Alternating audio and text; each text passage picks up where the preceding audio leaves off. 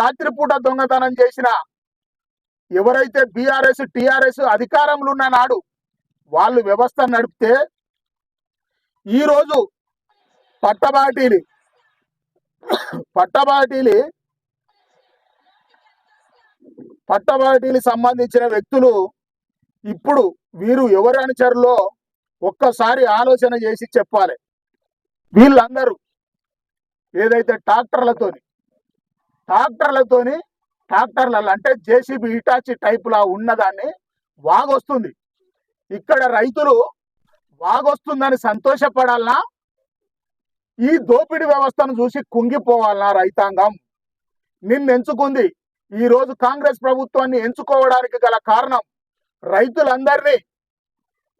రైతులందరినీ సుభిక్షంగా కాపాడుతుందన్న ఉద్దేశం మీద కాంగ్రెస్ పార్టీని ఎంచుకోరు.